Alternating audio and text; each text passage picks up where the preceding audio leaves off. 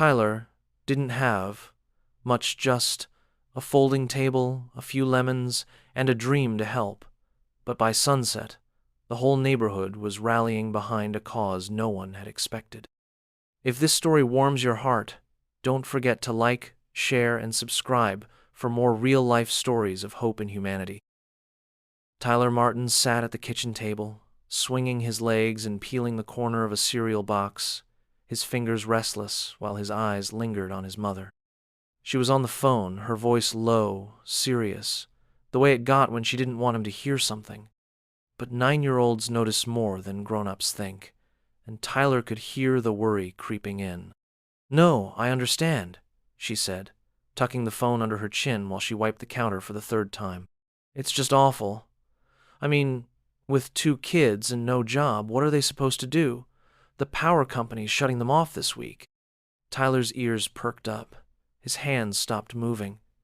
He didn't know which neighbor his mom was talking about, but the words echoed. Shut off. No lights, no warmth, no cartoons after dinner. He imagined his own house without light, his mom reading to him by candlelight like some storybook characters she'd told him about, but without the magic or the adventure, just cold and dark and quiet. Too quiet. He waited until she hung up before asking the question that had already begun to shape itself inside him. "Who was that?" he asked. "What did they do?" His mother gave him a tired smile, the kind that didn't quite reach her eyes. "It was Miss Jackie," she said, motioning toward the window. "You remember her, right? Lives down the street." She was talking about her neighbor, the one in the yellow house with the red porch. Tyler nodded slowly. He'd ridden his bike past that house before. He thought a little girl around his age lived there, but he didn't know her name. The lawn hadn't been mowed in a while, and sometimes the curtains stayed drawn all day. He hadn't really paid attention before. "Why are they shutting the lights off?" he asked, genuinely confused. "Did they forget to pay?" His mom hesitated. They didn't forget. They just couldn't. Money's tight for them right now. Tyler was quiet for a long moment. Then, in a voice barely louder than a whisper, he asked, "Can we help them?" She looked at him, surprised. "I don't know, honey.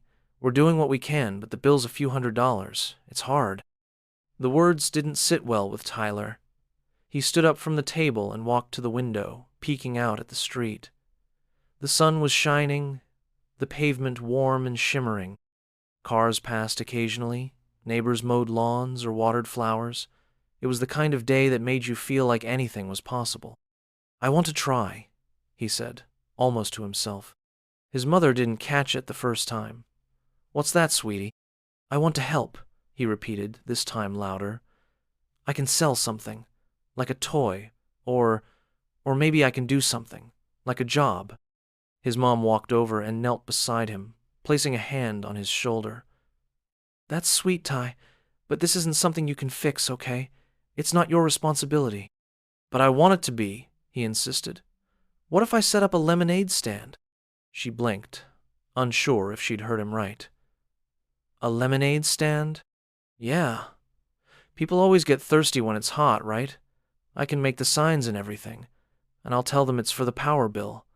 Maybe they'll give more." There was a sincerity in his voice that couldn't be ignored, a determination that didn't sound like the fleeting kind of idea kids often had. It was real, and it tugged at her heart in a way she hadn't expected. She looked at her son really, looked at him, and saw not just a child with an idea, but a person stepping into something larger than himself. "Well," she said after a moment, "I guess it wouldn't hurt to try." That was all the permission Tyler needed. The rest of the day was a blur of activity.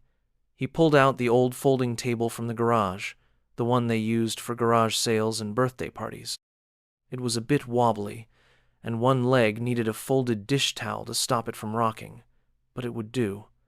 He found a stack of paper cups in the pantry and a dusty pitcher from the back of a cabinet. There were only 6 lemons in the fridge, and they weren't exactly fresh, but Tyler didn't complain. His mom helped him make the first batch.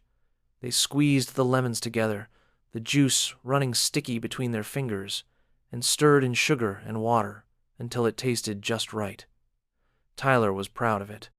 He even poured some into a glass and brought it to his mother with a napkin and a proud grin. "It's good," she said after a sip, ruffling his hair. Next, he made signs. Big, bold letters on poster board. One read, "Lemonade, 50. But he quickly crossed it out and rewrote it. "Lemonade, donations only." Another sign explained, "All money goes to help our neighbor pay their power bill."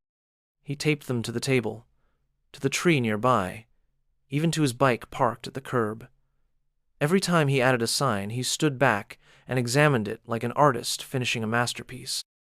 By the time he was done, it was nearly 5 in the evening. The shadows had started to stretch across the pavement, and the smell of someone grilling hot dogs wafted through the air. Tyler stood behind his table, hands clasped in front of him, waiting. The first 10 minutes were slow. A woman pushing a stroller walked by and smiled, but didn't stop. A pair of teens on skateboards rolled past without even looking. Tyler shifted his weight from one foot to the other, wondering if maybe this wasn't such a good idea after all. Then a man in jogging clothes slowed down, reading the sign. He walked up, sweat glistening on his forehead, and reached into his pocket. "You're doing this for your neighbor?" he asked. Tyler nodded. The man handed him a $5 bill. "Keep the lemonade," he said, smiling. Tyler blinked. "Are you sure?" "Positive. Good job, kid."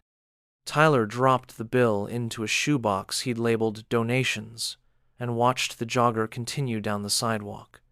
He couldn't stop smiling. By the time the sun dipped low on the horizon, Tyler had served over a dozen people. Some stayed to chat. Others just dropped money in the box and walked away. One woman brought him more lemons from her tree. Another neighbor gave him a bag of ice and a bigger pitcher.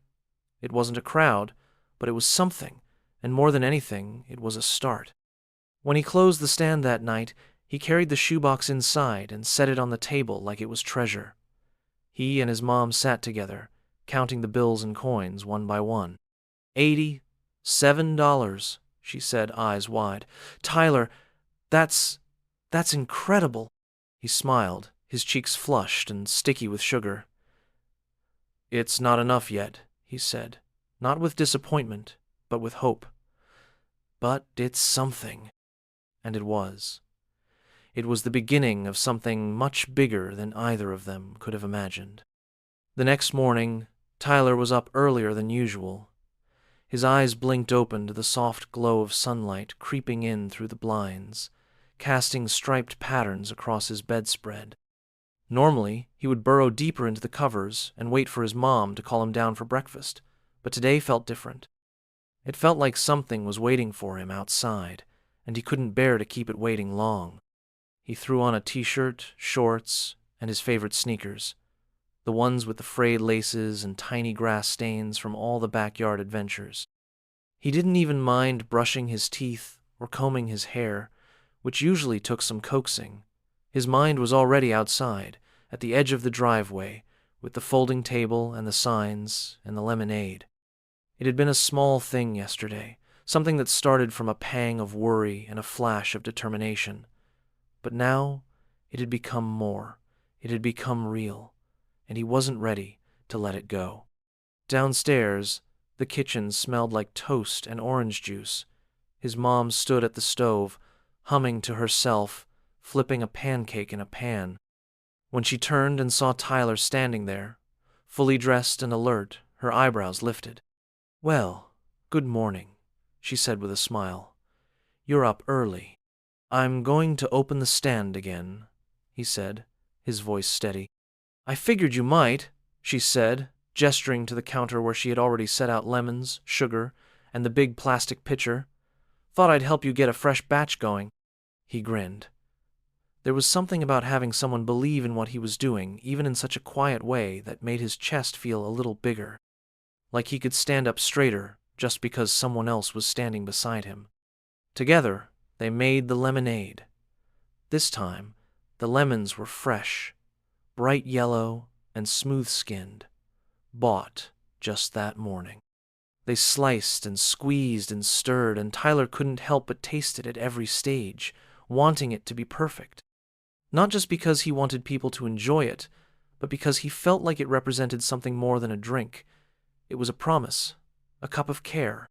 He carried the pitcher out with both hands, his mom following with a cooler of ice and the shoebox already marked donations. They set up the table again, this time on the grass closer to the sidewalk so more people could see it. The signs were still taped on, though Tyler had added a new one the night before. He had stayed up past bedtime to draw it. The words were big and uneven, scrawled in orange marker. Lemonade for good, helping keep the lights on. The first hour was slow. The street was quiet, filled with the occasional dog walker or mail carrier.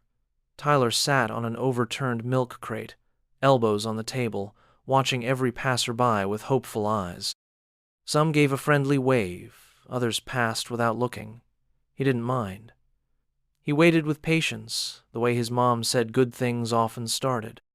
A little after 10, a woman pushing a double stroller stopped in front of the table. Her hair was pulled into a messy bun, and she wore oversized sunglasses. She smiled at Tyler, glanced at the sign, and pulled out her wallet. 2 lemonades, please, she said. And thank you for what you're doing. It's really kind of you. Tyler poured the drinks carefully, making sure not to spill. The woman placed a $10 bill in the box. He started to reach for change, but she shook her head. Keep it, she said. It's for a good cause. He nodded, his cheeks coloring a little. Thank you. The babies in the stroller gurgled, and she walked off with a smile, sipping the drink. Tyler watched her go, the paper cup crinkling in her hand, and felt a flicker of something swell in his chest. This was working. He was doing something. Over the next hour, more people came. A teenager on a skateboard stopped for a drink and handed over a crumpled $5. An elderly man in a wide-brimmed hat handed him $2 and told Tyler he reminded him of his grandson. A jogger from the day before returned, this time with a friend, and they both donated without taking lemonade. Each time someone stopped, Tyler thanked them, smiled, and poured carefully. He didn't keep track of how many people came or how much money he collected.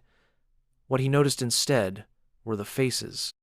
Curious, kind, surprised, grateful. Faces that showed interest not just in the lemonade, but in the reason behind it. Around noon, a woman in a flowered blouse stood in front of the table with her phone out, taking a picture of Tyler and his signs. She said she wanted to share it in a local Facebook group for the neighborhood. Tyler wasn't exactly sure what that meant, but his mom said it was a good idea. People might see it and want to help. You might get a lot more visitors now, his mom whispered to him after the woman left. Social media works fast. Tyler didn't fully understand how the internet could make people care about lemonade, but he trusted his mom. She hadn't steered him wrong so far. Sure enough, not even 20 minutes later, a man in a suit pulled up in a silver car and walked straight over. He didn't ask for lemonade. He just handed Tyler a $20 bill and said, "Saw you online. You're doing good work, kid." Tyler blinked up at him, unsure how to respond, and managed a shy, "Thank you." The man nodded and left without another word. More people followed. A couple with a dog, a man carrying a guitar case, a woman with a camera slung around her neck. Some gave cash, others asked questions. A few just offered a thumbs up and moved along. It felt like the air around the table had changed, like something invisible had settled over it, drawing people in, urging them to be a part of whatever was happening. By mid-afternoon, Tyler had run out of lemonade and had to go inside to make more. His mom brought out extra cups and offered to help pour. They worked side by side in the warm sunlight, passing pitchers back and forth, laughing when Tyler got lemon juice in his eye and had to blink it out with a splash of water. At one point, a man with a camera and a notepad walked up and introduced himself as a reporter from the local paper. He had heard about the stand through the online post and wanted to do a story. Tyler's mom hesitated at first, but the man was kind and respectful, and Tyler said he didn't mind. He answered the questions the best he could, why he started the stand, who he was helping, how it made him feel. He didn't think his answers were very special. He just told the truth, that it wasn't fair for someone to be in the dark, and that if everyone helped a little, maybe nobody had to be. The reporter scribbled notes, nodded, and said he'd let them know when the story would run. By the time the sun began to dip and the shadows stretched long across the sidewalk, Tyler was exhausted, but happy. His legs were tired, his voice a little hoarse, and his hands sticky with lemonade. But he didn't mind. The shoebox was heavier now, the stack of bills and coins nestled inside like proof that kindness could grow. When they packed up and carried everything inside, Tyler looked once more down the street toward the house with the red porch. He still didn't know the family who lived there, but he hoped they felt a little less alone today. And he knew one thing for sure. He would be back tomorrow. It started with a post. The woman in the flowered blouse had snapped a quick photo, just a candid shot of a boy at a folding table, a homemade sign flapping in the breeze, and a red plastic pitcher shining in the sun. She added a short caption, no more than a few lines. It mentioned a 9-year-old named Tyler who had set up a lemonade stand to help a neighbor pay a power bill. She ended it with something simple. If you're in the neighborhood, stop by. He's doing something good. By that evening, the post had been shared dozens of times within the local community page. People commented beneath it, strangers offering support, tagging friends, asking for the address. Some made promises to visit the next day. Others simply wrote words of encouragement that Tyler would never see, but might somehow feel when they walked by and smiled or dropped a folded bill into his donation box. When Tyler opened his stand the next morning, he had no idea that the quiet echo of the internet had already begun to change everything. He poured the lemonade like he always did, carefully, a hand on the cooler for balance, and his tongue poking out in concentration. He lined the cups up neatly and wiped away the condensation from the table with the edge of his sleeve. It was warm already, the kind of morning that made it easy to believe in summer magic. Birds were chirping, lawn sprinklers ticked rhythmically, and a soft breeze carried the scent of someone's breakfast bacon down the street. He had barely opened for 5 minutes when the first stranger appeared. A woman in a bright yellow sundress walked up holding a small envelope and a tote bag slung over her shoulder. She didn't ask for lemonade. She didn't look at the signs. She simply handed him the envelope with a gentle smile and said, "Thank you for doing this." Tyler opened the envelope after she left and found a crisp $10 bill tucked inside a card with sunflowers on the front. Inside the card, someone had written, "My mother raised me to help others. Thank you for reminding me what that means." He blinked at the handwriting and then placed the card gently in the shoebox, where the money was already beginning to collect. More people followed. Not a crowd, not yet, but a steady stream.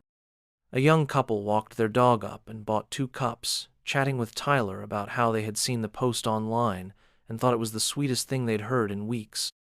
A teenager with headphones pulled them off to ask if he could film a quick video. He told Tyler he had a TikTok account where he posted local good vibes and thought this fit the bill. Tyler wasn't entirely sure what TikTok was, but he smiled and waved at the camera anyway. One man in a paint-splattered hoodie brought a bag of lemons and asked if Tyler needed more supplies. Another woman offered a bundle of plastic cups and a pack of napkins.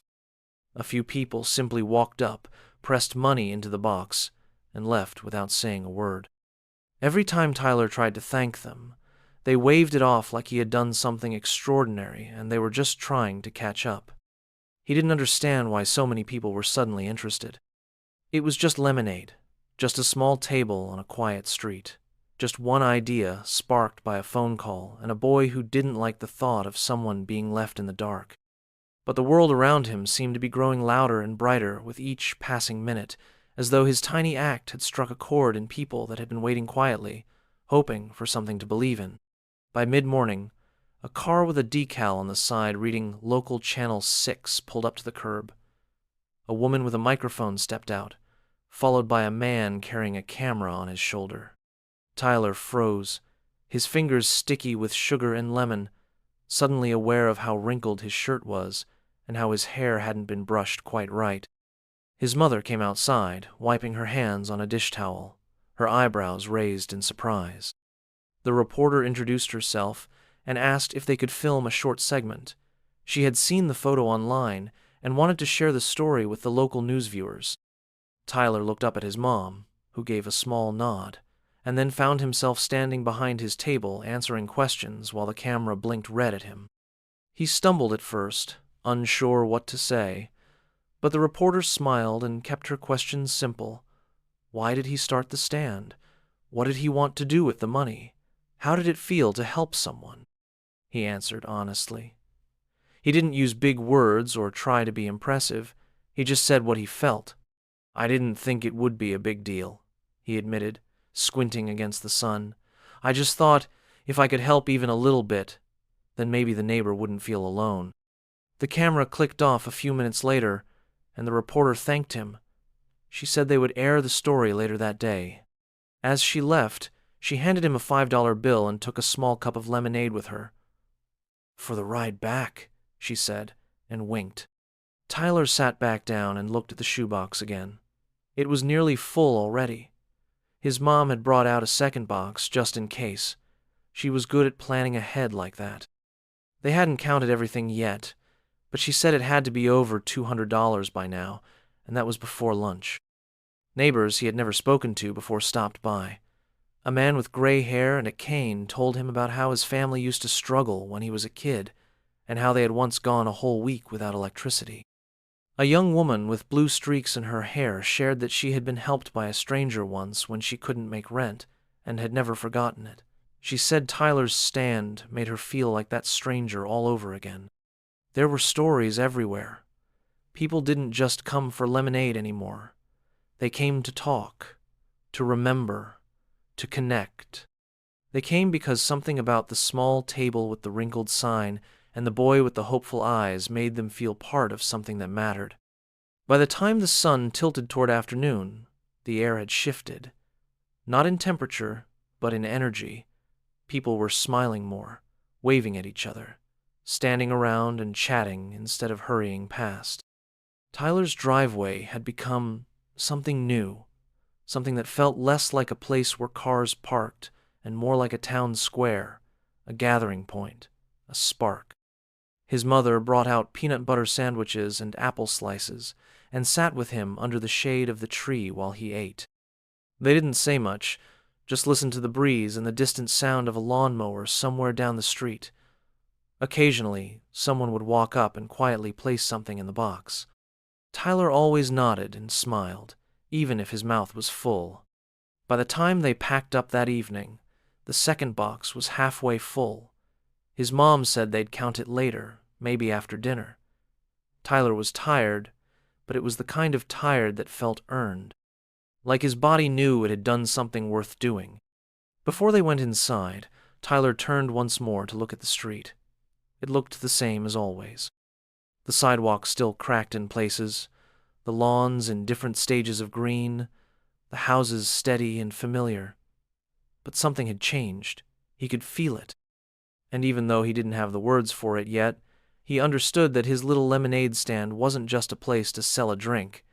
It had become something else entirely. It had become a reason. By the fourth day, the routine had become a rhythm that settled into Tyler's bones like a favorite song.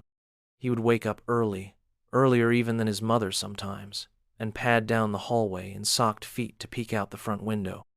There was never anything waiting outside except the same driveway, the same soft morning light, and the same quiet before the world began to stir. But he looked anyway, as if hoping to catch the feeling of something new arriving.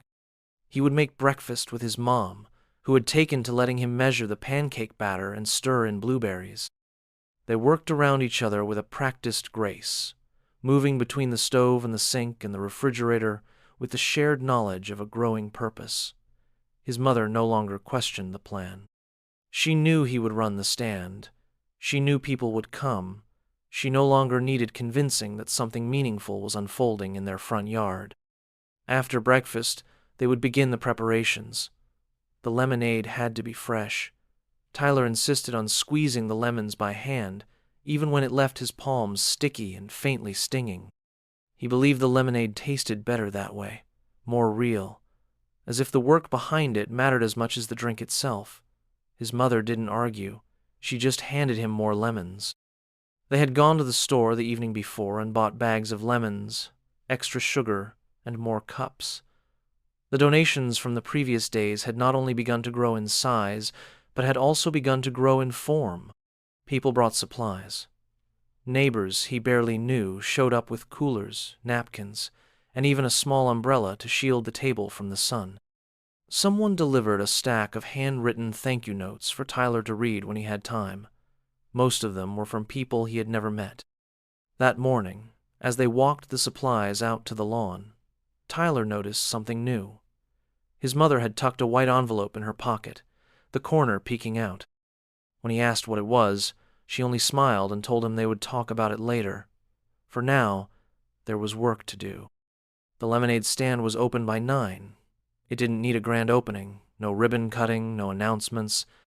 Just the quiet placement of the pitcher on the table and the careful alignment of the signs that had begun to show creases and weather marks. Tyler added a new sign that morning. It read, "Thank you for helping my neighbor. Every cup matters." The first visitor was a man in his 30s with a bicycle helmet clipped under his arm. He said he had seen the segment on the local news the night before. His eyes crinkled at the corners when he smiled, and he slipped a 20 into the box before even taking a drink. He told Tyler he used to be a teacher, and that what he was doing was the best kind of lesson. The day passed in a blur of conversations and the steady trickle of generosity.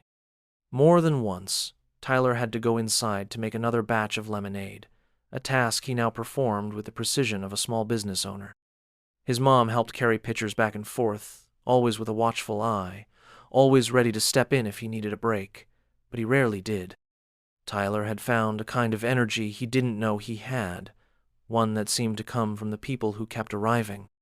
Around noon, the heat became heavier, the kind that made the air feel thick. His shirt clung to his back, and his hair began to curl with sweat. Still, he stayed. A woman brought him a portable fan that clipped to the side of the table. A teenage boy dropped off a popsicle and told him to eat it fast before it melted. It was cherry-flavored. Tyler smiled with sticky red lips and waved as the boy rode away. Then, just after 1, his mother came out carrying the envelope he had noticed earlier. She sat beside him, smoothing her skirt as she lowered herself onto the extra lawn chair someone had donated. She didn't speak at first. She just watched him pour lemonade into a cup and hand it to a young couple with a toddler in tow. When they were alone again, she said, "I called the power company." Tyler looked up, unsure if he was supposed to feel nervous. They said the family in the yellow house was still behind on their payment. If they didn't get help by the end of the week, the power would be shut off. I asked if we could contribute to their account anonymously. Tyler nodded, waiting. "I used the money from the box, just from the first 2 days." She opened the envelope and pulled out a receipt. $87 exactly. "I wanted to show you this." She handed him the receipt, and he stared at the printed numbers and letters as if they were written in gold. His name wasn't on it. There was no note from the company, no fanfare. Just proof that a payment had been made and that a house down the street would stay lit a little longer. "We helped," he said. His mother nodded. "You did." He folded the receipt carefully and tucked it back into the envelope, holding it with a quiet reverence. It wasn't just paper. It was a turning point, a result, a beginning. The story didn't stop there. That afternoon, someone else showed up. A man in his 40s with a camera hanging around his neck and a notepad in his hand. He introduced himself as a writer for the city newspaper. He had read the online post, watched the local news clip, and wanted to learn more. He asked if Tyler would be willing to talk, to tell him why he started the stand and what he hoped would come of it. Tyler told him the truth, that he had heard his mom on the phone and didn't like the idea of someone sitting in the dark, that he thought maybe if he sold enough lemonade, he could help pay for the bill, that he didn't expect people to care as much as they did, but that he was glad they did. The writer took notes and nodded. He asked if Tyler had a name for his stand, or if he had plans to keep it going. Tyler hadn't thought much about that. He had been too focused on the present. But now, with the receipt in hand and the community behind him, he thought maybe it wasn't just a lemonade stand anymore. "I want to keep helping," he said, "even after their lights stay on. Maybe other people need help too." The reporter smiled and wrote something down. He thanked Tyler and promised to let them know when the story would be published. That evening, as the sun sank lower and the traffic quieted, Tyler and his mom packed up the table. The shoebox had filled again, and they had moved the receipts into a special folder she kept in the drawer by the fridge. Tyler sat at the kitchen table afterward with a glass of water and stared at the folder. "I want to do more," he said. "I know," his mother replied. And he would. He didn't know yet how far the ripple would reach or what new doors would open, but he understood that something important had started. Not just with lemons and sugar and paper cups, but with a question, a gesture, and a belief that small hands could hold big intentions. He went to bed that night tired and full of thought. The house was quiet, the sky dark but peaceful. Somewhere down the street, a window glowed in a house with a red porch, and the lights inside stayed on. The next morning began like all the others had, with sunlight creeping in through the blinds and the smell of lemons already filling the kitchen. Tyler stirred sugar into the first batch of lemonade with quiet focus, his hands sticky and sure. His mother stood nearby, slicing more lemons and humming under her breath. The routine had settled into them both, like muscle memory born from something more meaningful than habit. This was no longer just a summer project. It had become something they both leaned into, something that grounded them in purpose. Tyler didn't ask if they would set up the stand today. He didn't ask if anyone would come. That question had been answered over and over again in the past few days. People came, not just because they were thirsty or curious or had seen a story on the local news. They came because something about the small table and the boy behind it reminded them that it was still possible to do something kind and see it matter. The shoebox from yesterday had been too full to close. They had to find a second one from the closet and label it with a black marker. Tyler had written Box 2 in big letters, and then crossed it out and replaced it with More Help. The first box already had its own place in the living room, beneath the coffee table, where it rested like a growing secret. His mom said they would need to open a savings account, or maybe even speak with someone at the bank. Tyler didn't care much about the logistics. He just wanted to keep pouring lemonade and watching strangers become friends. As they brought the supplies outside that morning, the neighborhood was already beginning to stir. A few people were watering lawns. A car pulled into a driveway across the street. Birds chirped from the trees overhead, and the breeze carried the scent of fresh-cut grass and warm pavement. It felt like the kind of morning where something might happen, though Tyler wasn't sure what. By the time the table was set and the signs propped back in place, people were already arriving. A woman with a canvas tote stopped by to drop off a bag of lemons. She didn't want any lemonade. She just smiled, said thank you, and walked away. Moments later, a man pulled over in a delivery van and handed Tyler a box of plastic cups. He explained that he owned a small restaurant nearby and figured Tyler could use the supplies. Tyler thanked him and stacked the cups beside the cooler. Then, without any warning or announcement, the stand changed again. Not in the way it looked or what it offered, but in what it became. People began doing more than donating money. They started bringing stories.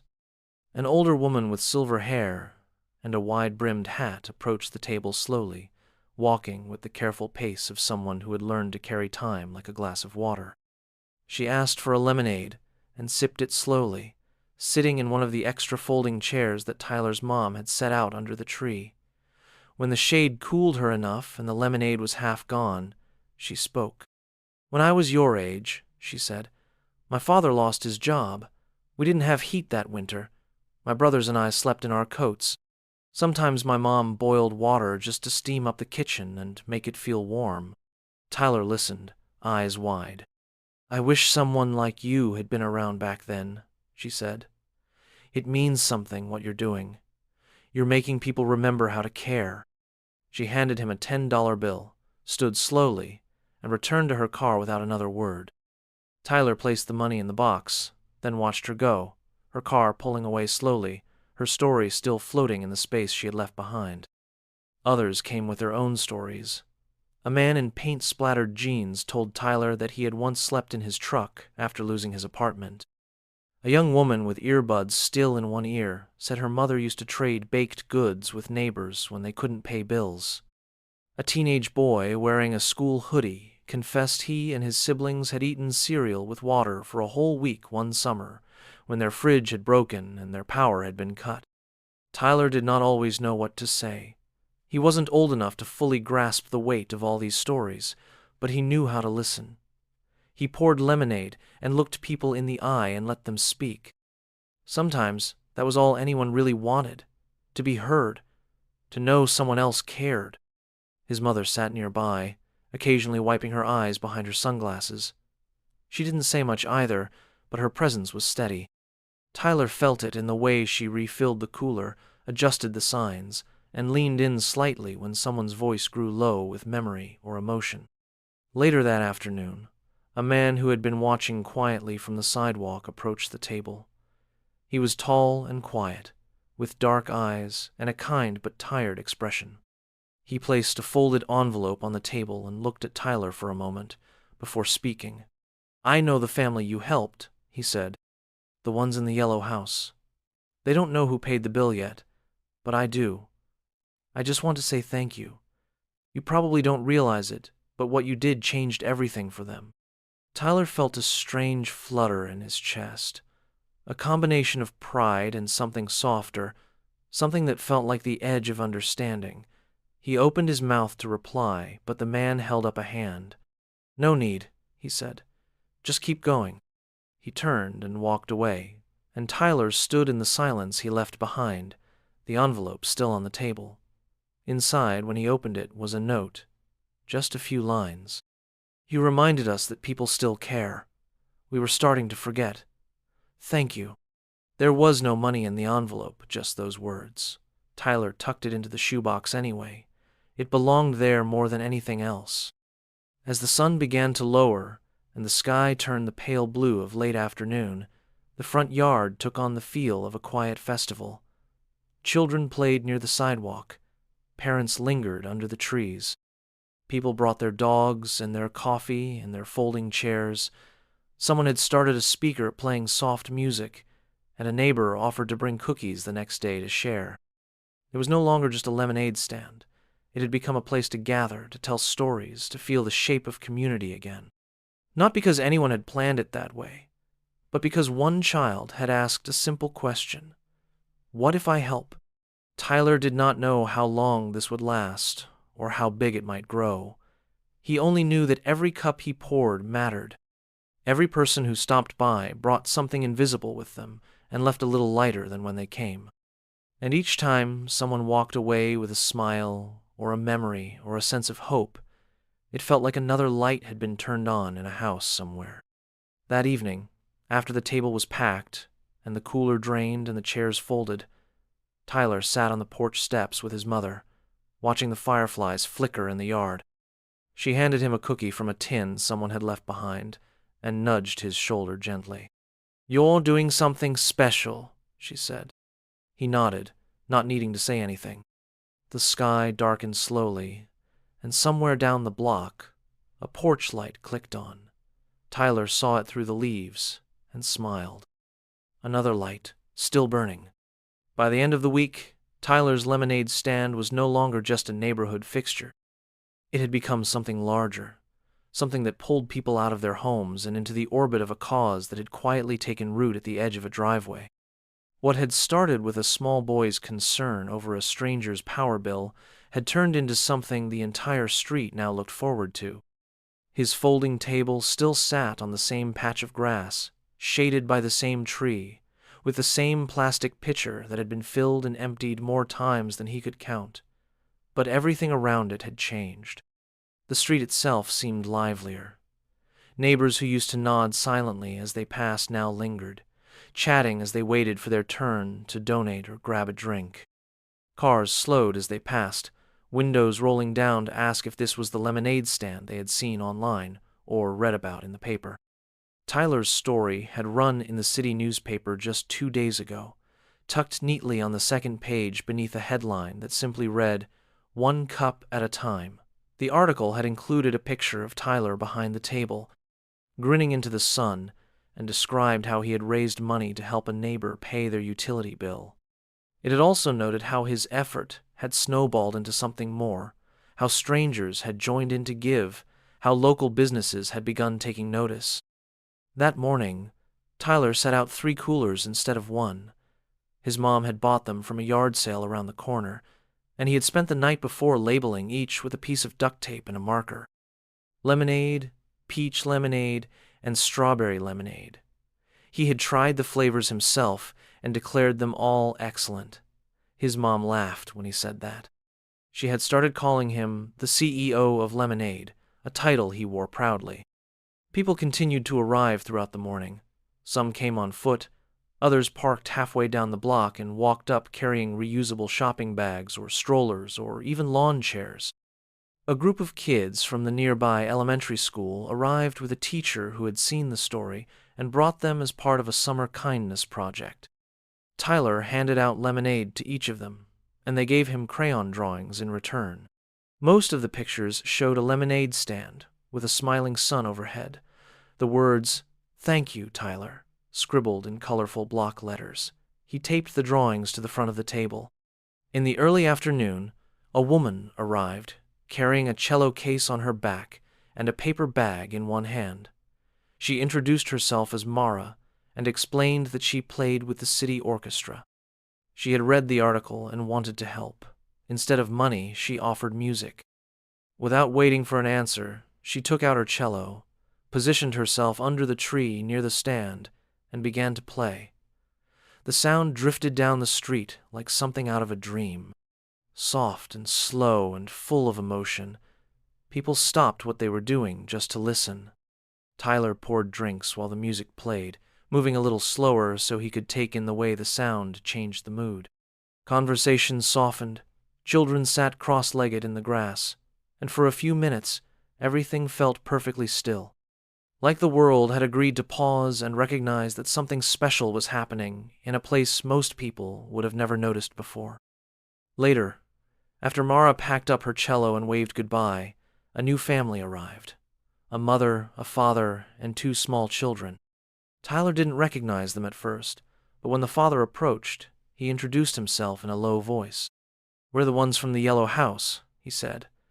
"I thought maybe it was time we came to say thank you in person." Tyler stood frozen for a moment, unsure of what to do. Then he reached across the table and shook the man's hand. The mother smiled gently and handed Tyler a card. It was homemade, folded construction paper with glitter around the edges. Inside were 4 simple words written in a child's handwriting. "Thank you for light." Tyler blinked hard, trying to keep his vision clear. He looked at the kids standing behind them, both holding small cups of lemonade, and felt something in his chest tighten and swell at the same time. His mom stepped up beside him and put a hand on his shoulder. No one said anything more. There was nothing else to say. The family stayed for a while. The father helped carry a bag of new lemons to the table. The mother offered to wash used cups in exchange for more drinks. The children sat in the shade and drew pictures, which they later gave to Tyler with shy smiles and sticky hands. Other neighbors began to join in without needing instruction. Someone brought folding tables and added them to the setup, offering space for others to donate handmade crafts and baked goods, with proceeds going into Tyler's fund. A teenager offered to design a website for the lemonade stand so that people from other parts of the city could donate online. A retired woman from the corner house dropped off a small notebook filled with names of people who might need help with bills, people who were too proud to ask or didn't know where to turn. That afternoon, a local coffee shop owner drove up in his delivery van and offered to match every dollar raised over the weekend. He said the community had supported his shop during the pandemic, and it was time he gave back.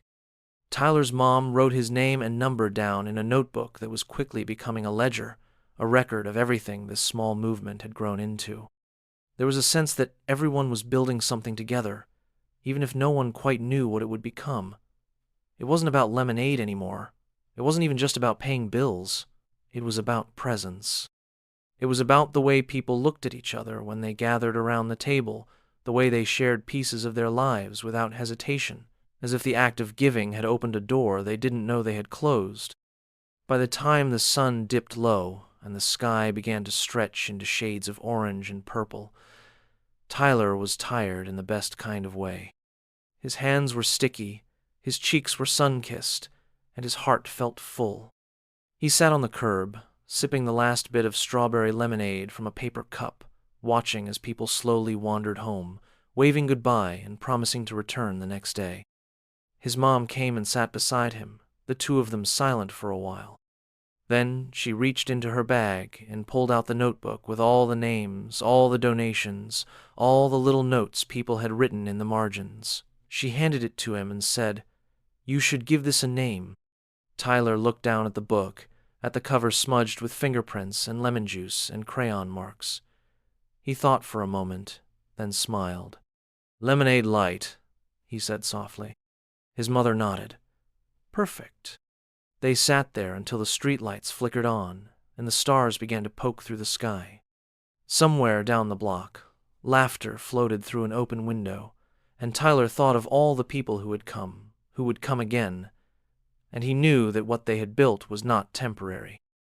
It was not just a moment, it was the beginning of something that would last, something that would continue to grow long after the last cup of lemonade had been poured. The morning began with a breeze. It was gentler than the previous days, carrying the scent of pine from somewhere far off and moving slowly through the leaves like a whisper of something about to change. Tyler stood in the driveway, tying balloons to the side of the lemonade stand. Someone had dropped them off earlier that morning with a note that read, "For the hero of our neighborhood."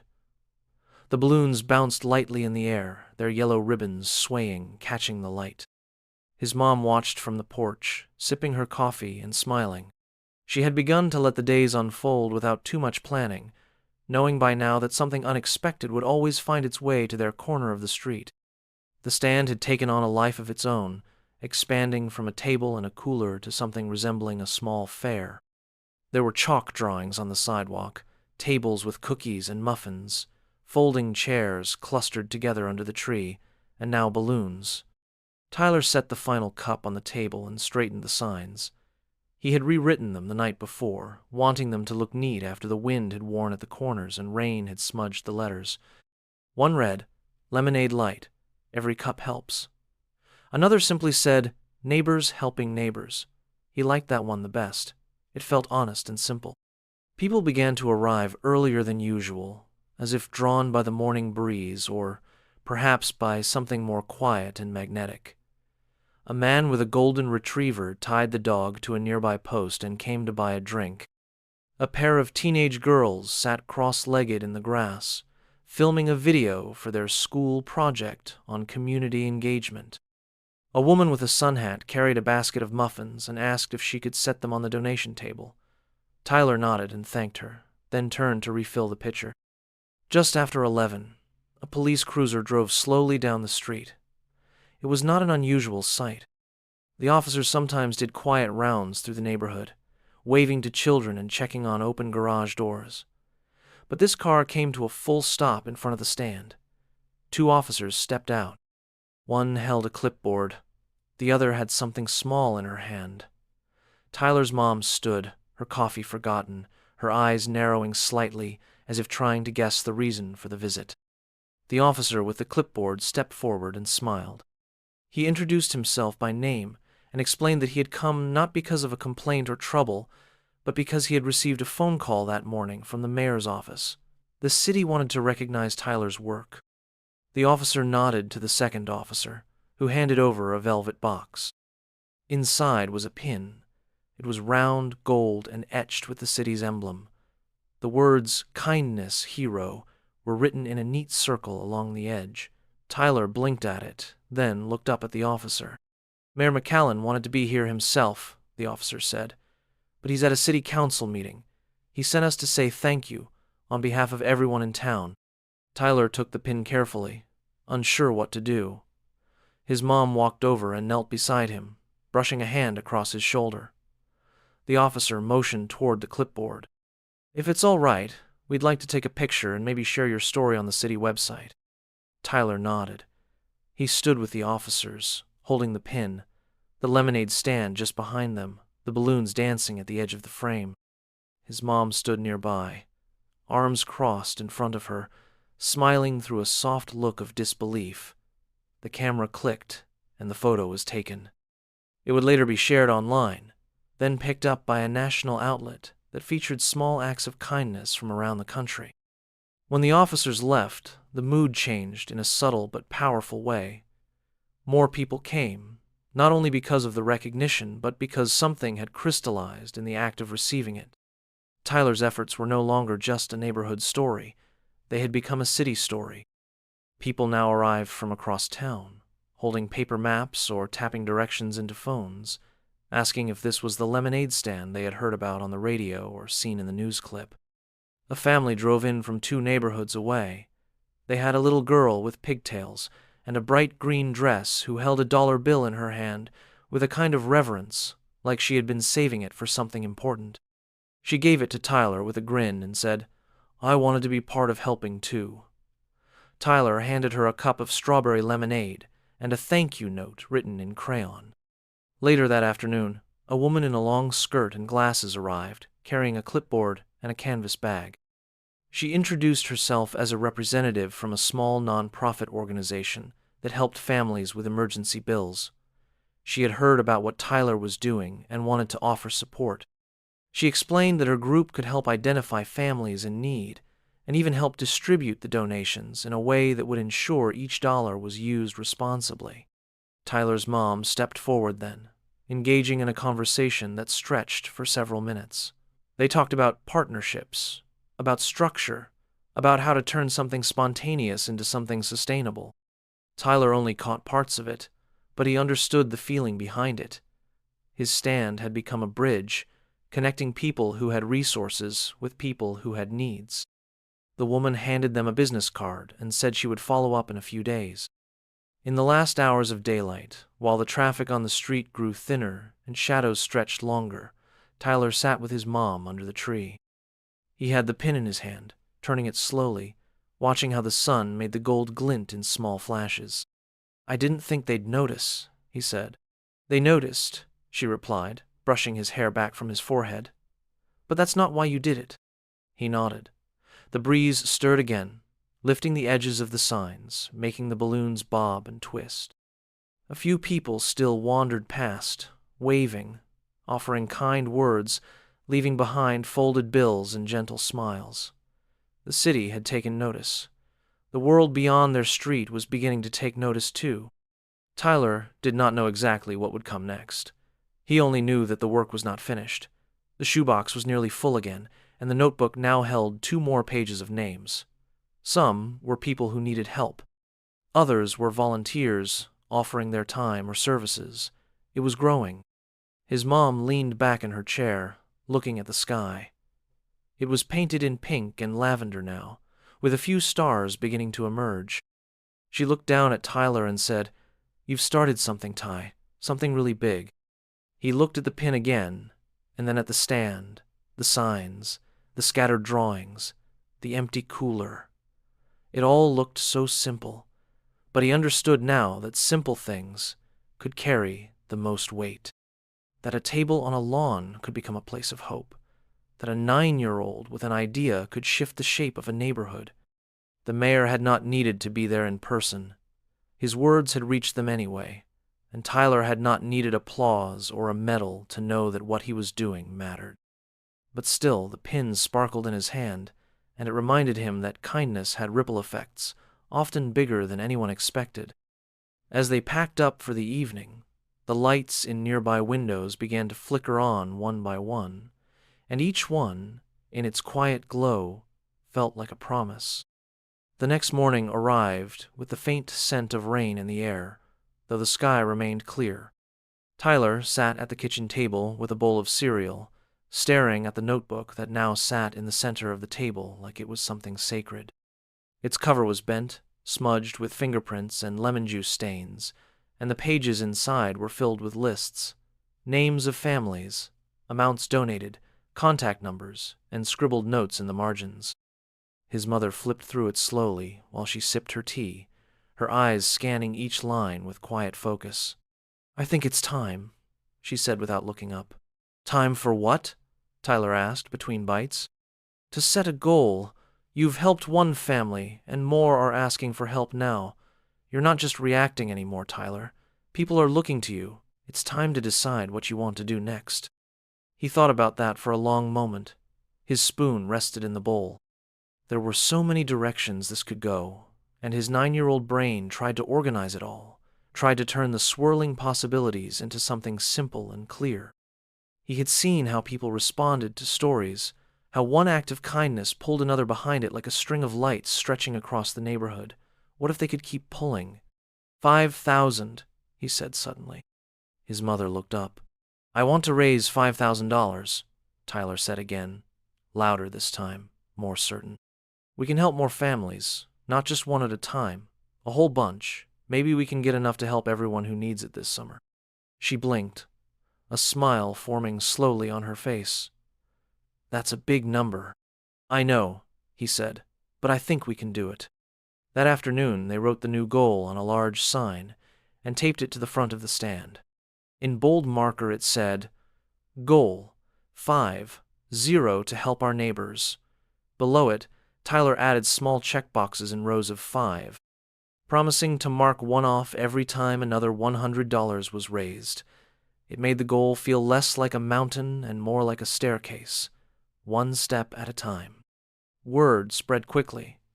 The updated sign was posted to the local Facebook group within an hour. Someone snapped a photo and shared it on Twitter with the caption, "He's aiming higher. Let's help him fly."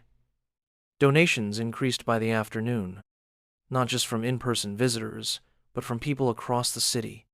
Tyler's mom had worked with the teenager who offered to build a website, and by the end of the day, they had a simple donation page up and running. Tyler began receiving messages from people who had seen the news or read the article. Teachers from nearby schools asked if their classes could do small fundraisers to help him reach his goal. A bakery owner downtown said she wanted to sell Lemonade Light cupcakes and donate the proceeds. A man who worked in finance offered to help track donations and manage the money. The stand had become something bigger than just a table in a yard. It had become an idea that people wanted to be part of. Tyler started keeping a schedule.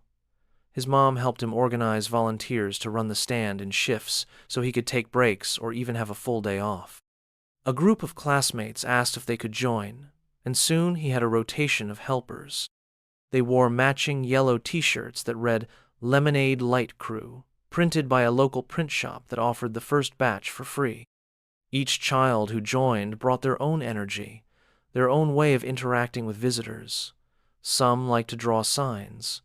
Others liked to chat. Some were just happy to pour lemonade and be part of something that made people smile. A teacher from his school visited and asked if she could use Tyler's story as part of her curriculum for the fall. She wanted to create a unit about kindness, about grassroots change, about what it means to care about people even when you don't know them. Tyler nodded and said he would even come talk to the class if she wanted. She promised to follow up, already pulling out a notebook to take notes. One afternoon, a boy around Tyler's age came to the stand, with a backpack slung over his shoulder and a quiet look in his eyes. He stood at the edge of the group and watched for a while, without saying anything. When the crowd thinned, he approached the table and asked if Tyler was around. Tyler stepped forward, and the boy held out a wrinkled $5 bill. "I live 2 streets over," the boy said. "My mom said I couldn't give much, but I wanted to help. Last year our lights got turned off, and we had to stay at my aunt's house for a week. I remember what that felt like. I don't want anyone else to feel like that." Tyler took the money and gave the boy a lemonade, then asked if he wanted to help out sometime. The boy's eyes lit up. "Really? I can?" "Of course," Tyler said. "Everyone's welcome here." That was how the crew grew. not just with kids from school, but with kids from all over town, each one drawn in by the chance to do something real. They built something together that felt less like a stand and more like a movement. They worked the table, decorated the yard, handed out drinks and stories and hope. The $5,000 goal no longer felt impossible. It felt inevitable.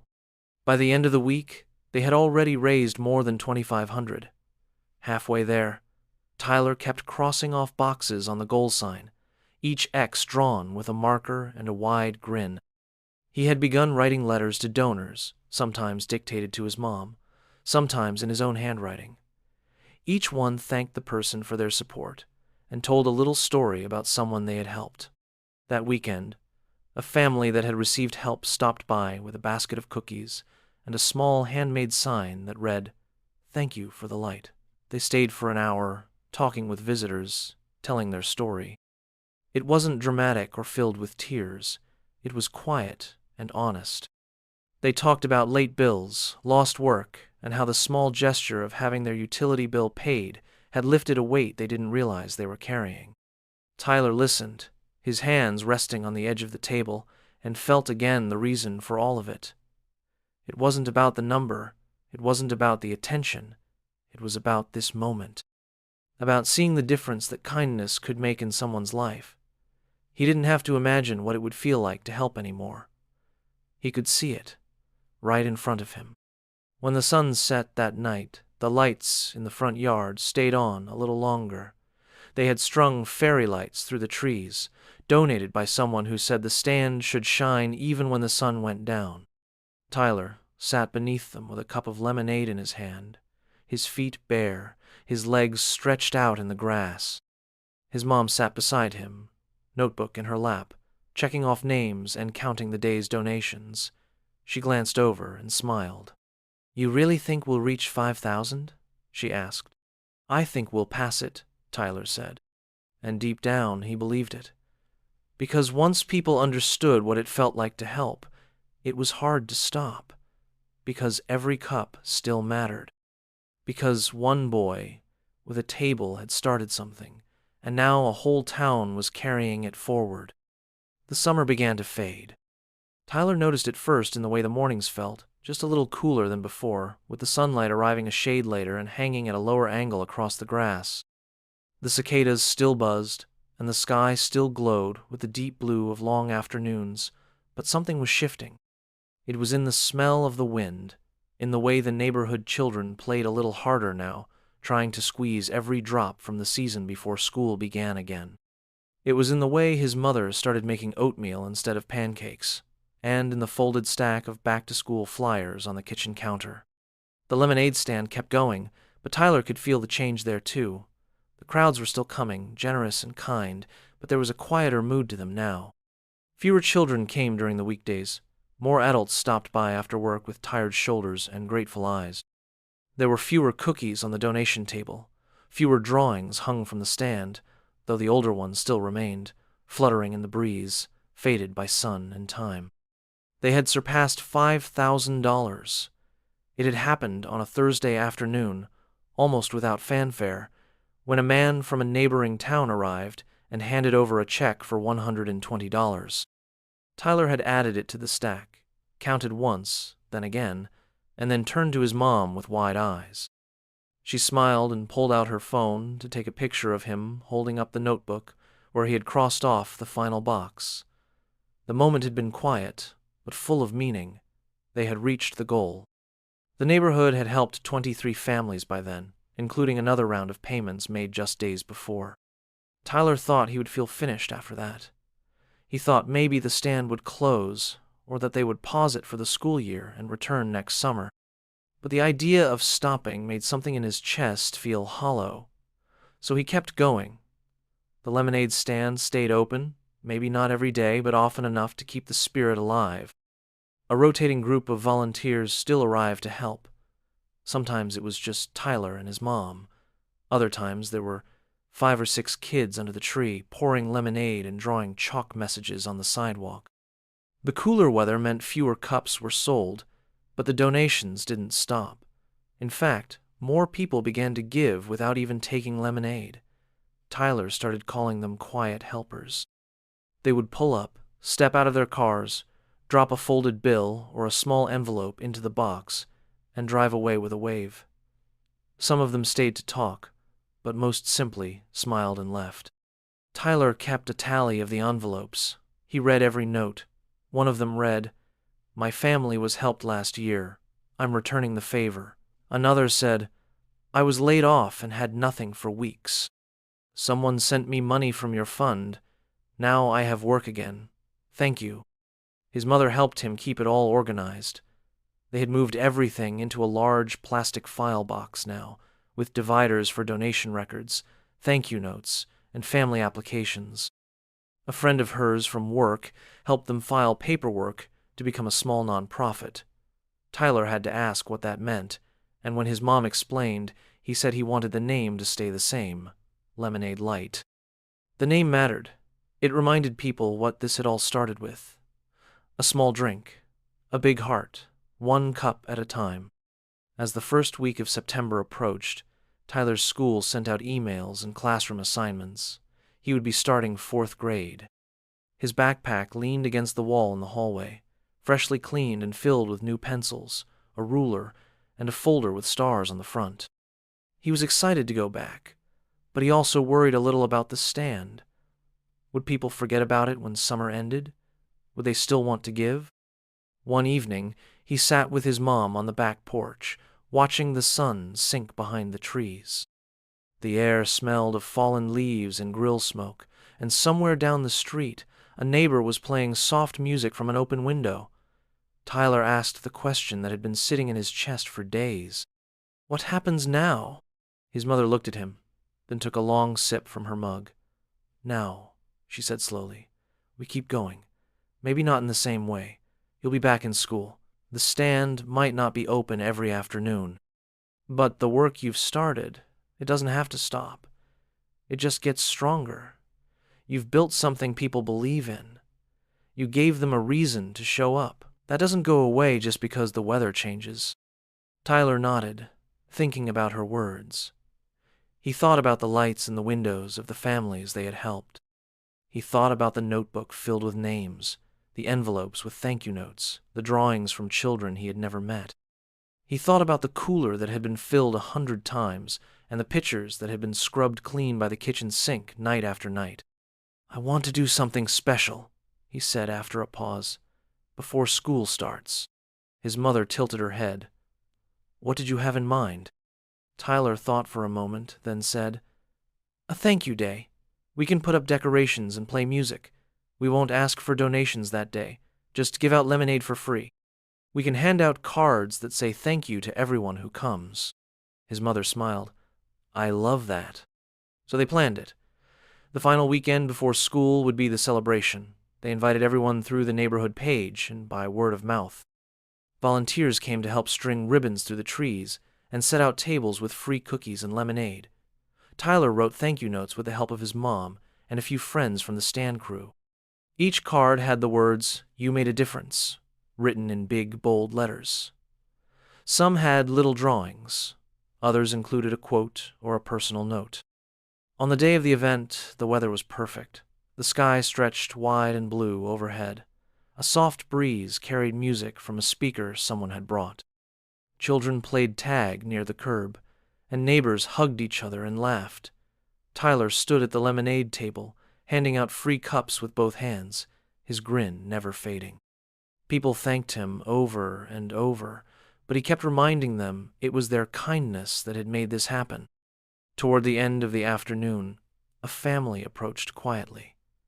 A man and woman, both holding the hands of 2 small children. Tyler recognized the children's faces from the notes they had sent. This family had received help earlier in the summer, but had never come by in person. The father stepped forward and pressed an envelope into Tyler's hand. It's not much, he said, but we wanted to give something back. Tyler looked down at the envelope. Inside was $10 and a card with a simple message.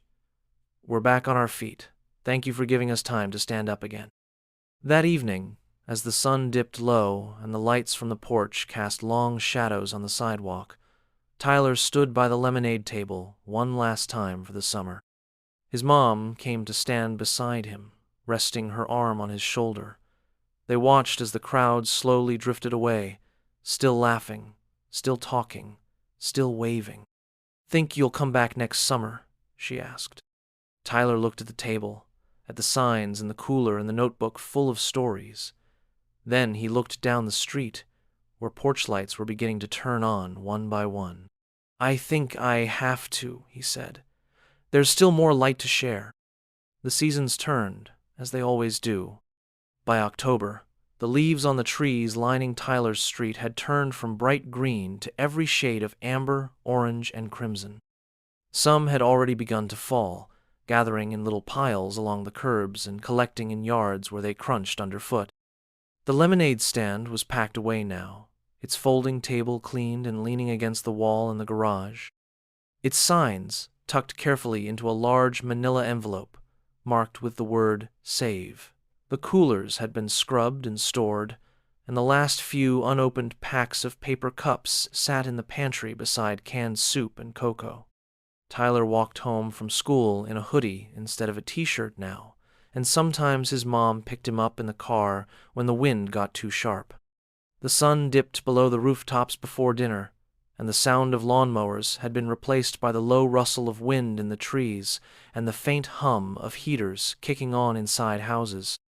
The long summer afternoons had faded into memory, and life was shifting toward the quieter rhythm of autumn. But even as the physical pieces of the lemonade stand disappeared, its spirit lingered. Tyler's classmates still asked him about it. Teachers gave him a little nod of recognition when he passed in the hallway. His fourth-grade class had even dedicated a bulletin board to his story, covered with thank-you notes and photos printed from the summer's events. The school counselor invited him to speak during a morning assembly about what it meant to make a difference in your community. Tyler had stood in front of the microphone, nervous but proud, and told the story as best he could. He talked about overhearing his mom on the phone, about setting up the first table with 6 lemons and 1 old pitcher, and about how the first $5 bill in the box had made him feel like the world was just waiting to help, if only someone gave it a reason.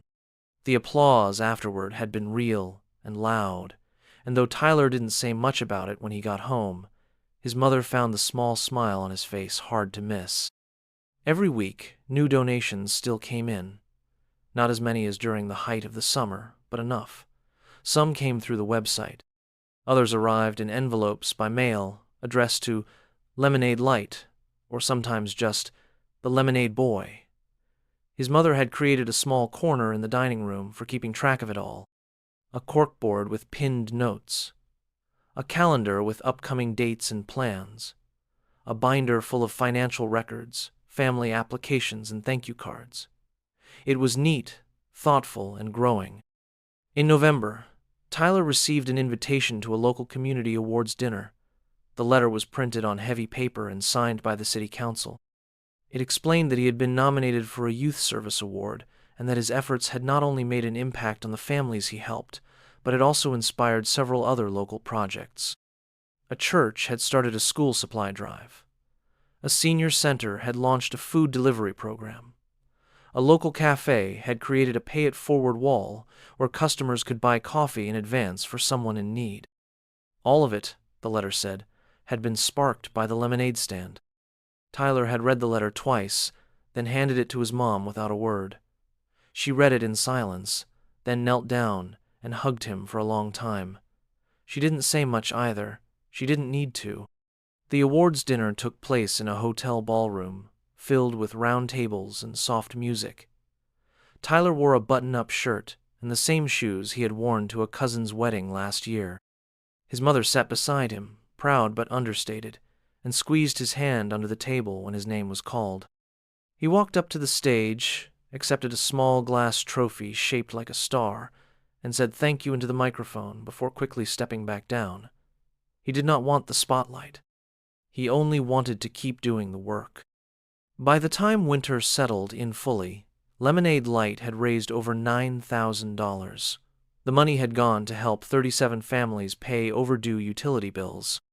It had helped keep the heat on in small apartments and quiet houses.